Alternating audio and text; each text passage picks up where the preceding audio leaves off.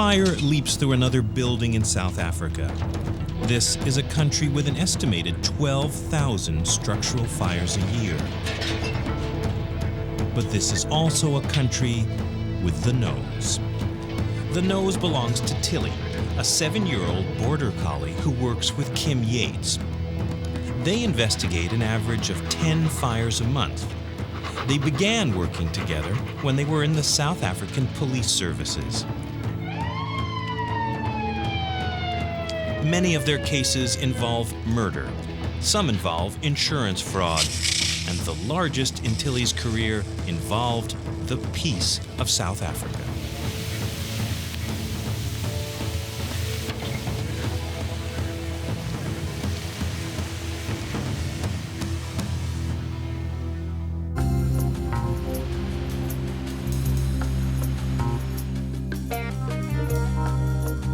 The investigation of this Pretoria West fire and suspected murder is a typical case for Tilly and Kim Yates. Known as an arson dog, Tilly is officially an accelerant dog.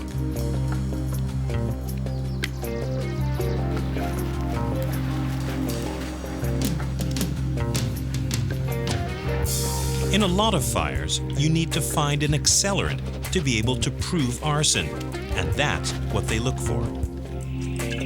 Arson usually involves more than a match, and the accelerants used to start fires leave odors behind, particular odors that Tilly must pick up.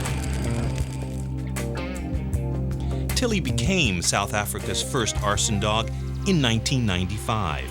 In 5 years, she's investigated more than 300 fires.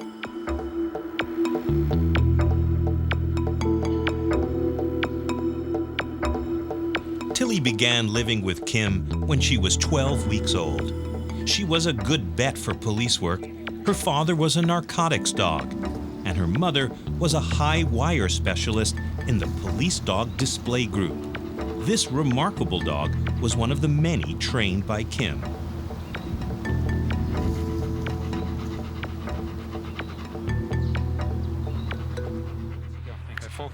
Okay, good. Tilly's training began when she was 18 months old. Her brilliant nose can sniff out an accelerant that's about the size of a pin in a swimming pool. Tilly's original training only took about 6 weeks, and she still takes regular refresher training sessions with accelerants injected into fabric. Basically, we imprint the odors that the dog is required to identify. In her instance, we use 5 different accelerants: gasoline, kerosene, dieseline, methylated spirits, and paint thinners. And from those 5 basic odors that are imprinted, the dog is able to recognize a broad spectrum of flammable liquids.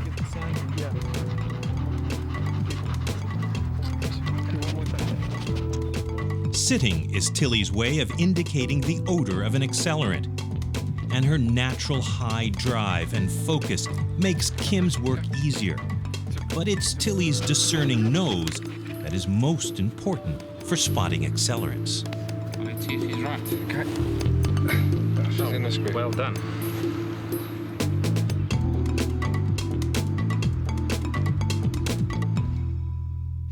Other things like plastic, nylon carpets, even wood burn in fires, leaving confusing odors. But Tilly can pick out individual accelerants in this maze of smells. Taking Tilly to a fire scene is a time and money saver. A man died in this fire, and arson is suspected.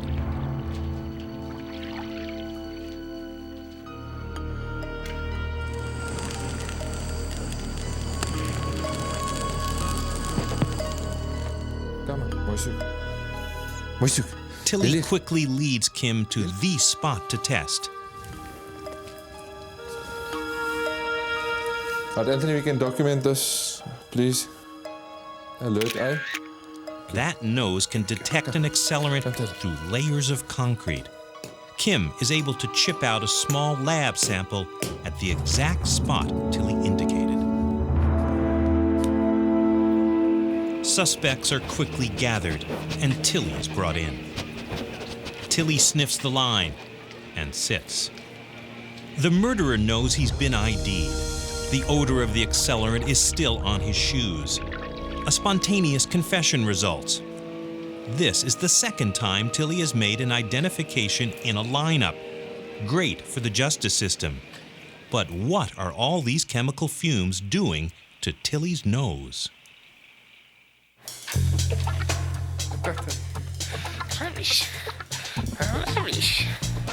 Every year, Tilly gets a total physical.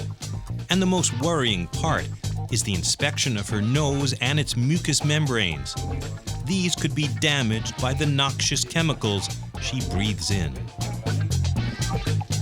So far, Tilly and her nose have been declared fit and ready for work. In her short lifetime, Tilly has lived through major upheavals in South Africa. In 1994, orderly, peaceable change came to the country, and history was made in this government building with Desmond Tutu's Truth and Reconciliation Council. It heard soul-destroying accounts of torture and murder during the previous period of apartheid. The council believed the truth hurts, but silence kills. And then, on March 3, 1997, fire erupted in the council's building. It was the second largest fire in South Africa's history. 2 firemen were critically injured. Had the fire been deliberately set to stop the hearings? The hard-won political peace of South Africa could have been thrown back into violence and turmoil. Tilly and Kim were called in, even while the deadly fire raged. This building had definitely been put out of commission. Reporters demanded instant answers. Could it have been arson? Well, arson is obviously always a possibility. Tilly and Kim sifted through the debris. Tilly sniffed and sniffed. Speculation rose. And then the press was called in. Tilly had not found an accelerant. It had not been arson. It had been an electrical fire. The commission and the peace were preserved. And Tilly had added to her press clippings. Tilly and Kim continued to work all over South Africa.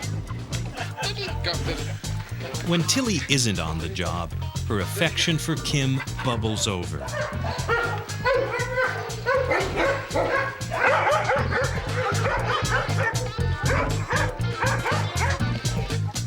Tilly helped keep the peace during a troubled time, and she's still South Africa's #1 nose.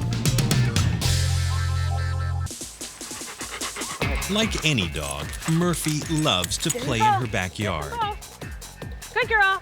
Get the other one. Come on. Oh, get the other one. Her favorite game is triple frisbee.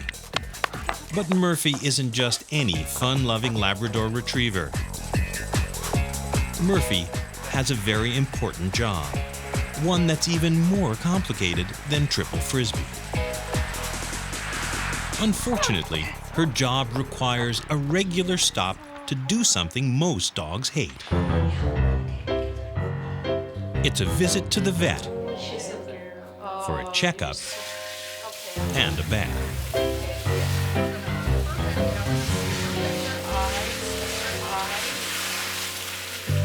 Murphy stoically puts up with this because it's her clue that she's on her way to the job she loves. Oh, no, it feels so. Murphy is a therapy dog who often works at a local hospital. It's a job she takes seriously.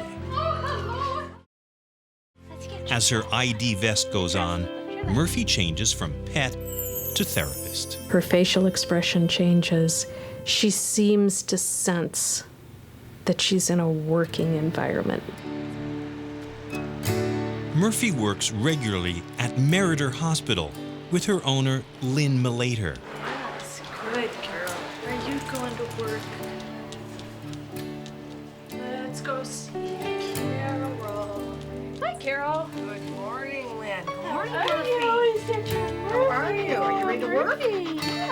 Murphy is in such demand that she even has a schedule of appointments for the day. You ready to go to work? Go get your bag. Hurry up. Go get it.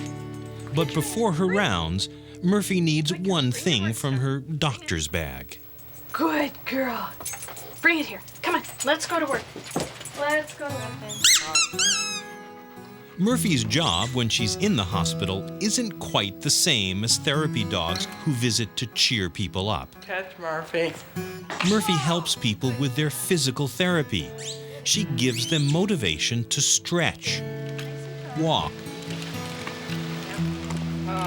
and even to talk. Catch. Good. Cap. Okay, make a left and Like some doctors and most freelancers, Murphy makes house calls. She's been working with 7-year-old Megan Sklar for about 3 years.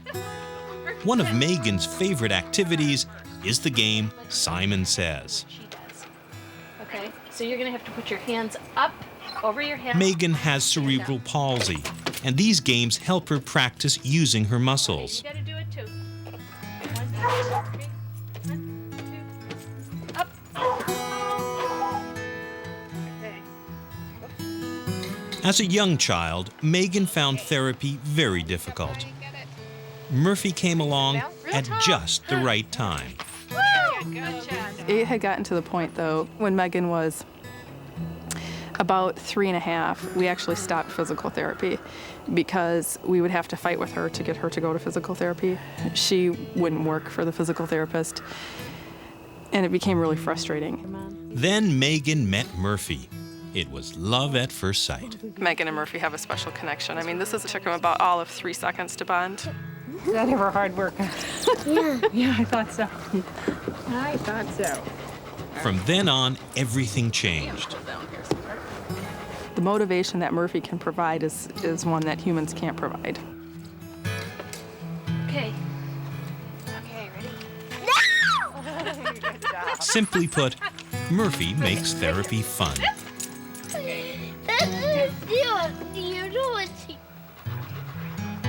So she's come a long way with her physical therapy, and a lot of it has to do with Murphy, just because she's excited to go and she's willing to work.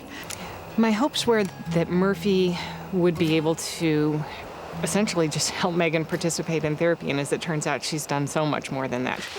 Go for a walk. I think that Megan wouldn't be where she is today without having Murphy around, because I don't think I could have been able to convince her to work this hard. Megan has come a long way with Murphy by her side. She took her first steps in therapy when Murphy was there, and together they'll take many more. Sorry, Murphy, I have to go back to school. I'll see you next time. Okay. Okay. Whoopsie.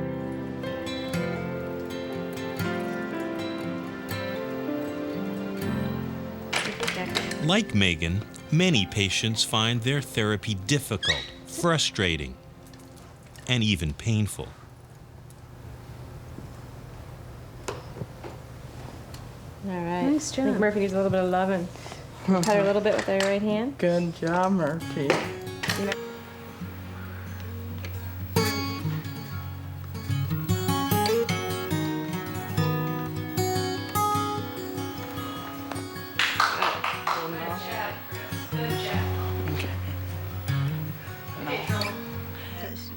Therapists need all the help they can get to keep patients motivated. Okay, so now really Murphy has a special aptitude. Her sensitivity allows her to adjust to each individual patient.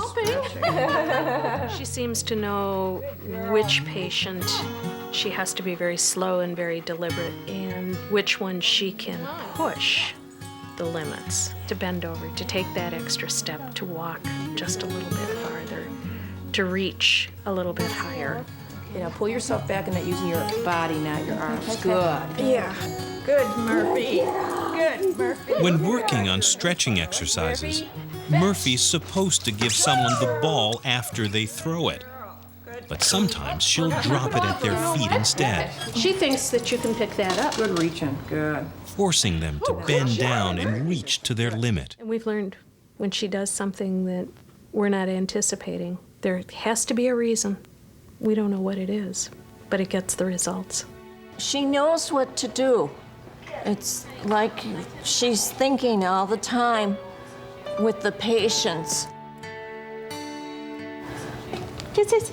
Kiss, kiss, kiss, kiss, kiss, kiss.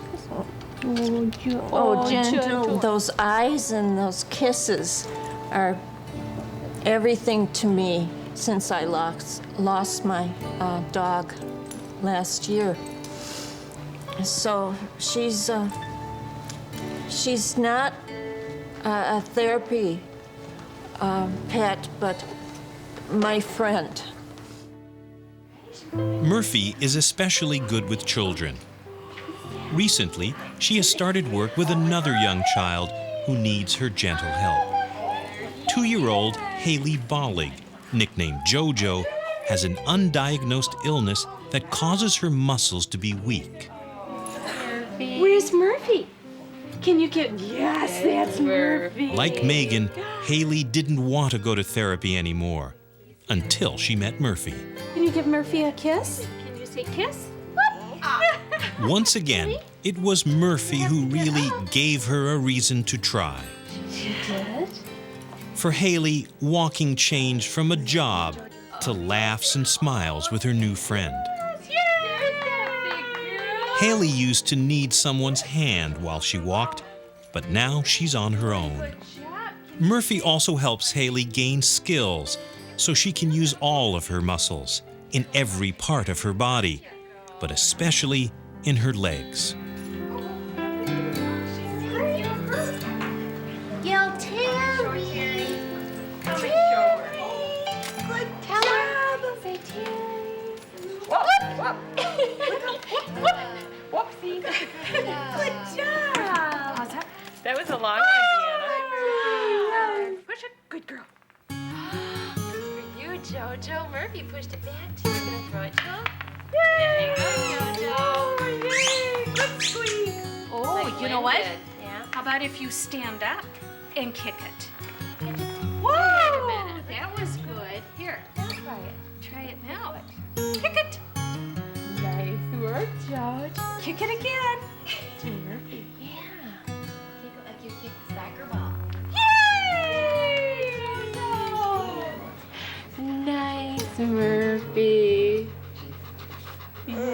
Speaking is difficult for Hayley, so Murphy is used to try and get her to talk. Did you get one? Yeah. Was it nice? They've only been working together for 6 months, but Hayley has come a long way, and she thinks it's fun. And then last spring, we had a really hard time motivating her, and that's when we introduced Murphy. And then Hayley's just made progress by leaps and bounds since then. He's really been a great motivator for her. Mom's keys are up there. Let's get the keys for Murphy. Murphy, good job, George. Murphy, let's go. Okay, another step up. Push hard, George. Push hard. Push. You can do it. Good job. Good work, JoJo. Nice work. 2 more. You see? Murphy. Murphy's coming up. Up. Good work, George. Yeah. Oh, very fancy. Murphy doesn't have a medical degree, but she does have a wonderful, mysterious ability to know just what's needed. Is that the dog? What do you have? After all, therapy is difficult work for a tiny patient like Hayley, and Murphy senses it because he's become both a therapist and a friend. Can you say night, night?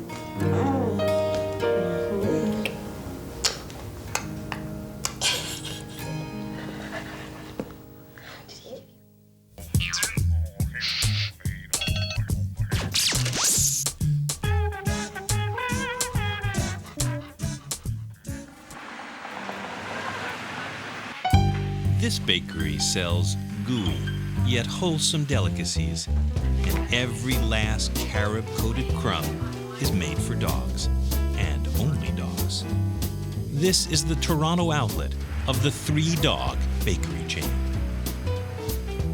There may be 3 dogs, but the youngest is already Employee of the Month. Madison is a 6-month-old lab mix who lures in the customers. You should be fine with that. They like the barbecue sauce. They like their big rawhide bones. Oh, do they? Yeah. Do the big rawhides? Yeah. Oh, okay. We have these guys. These are peanut butter bones dipped in carob. We can put your dog's names on them if you want. Madison's an enthusiastic tester for the clever dog treats. That's for Madison. Who cares that they're healthy? Madison just has to know the taste of a bestseller. She also knows when to let one of the bosses talk. We don't use any chemicals. We don't use any preservatives. We don't add salt or sugar to any of the treats. And because they're human-grade ingredients that we use, everything is very clean. All right, guys, here you go. The yogurt and honey frostings, the biggest hit. Hey, Madison, who's my baby? Madison has also branched out into public relations. It doesn't hurt business to be the favorite dog of the neighborhood. But it's an exhausting job. All that intense greeting, the testing, the being cute. It can send even the most dedicated bakery employee into doggy dreamland. Chicken-flavored bark and fetch cookies.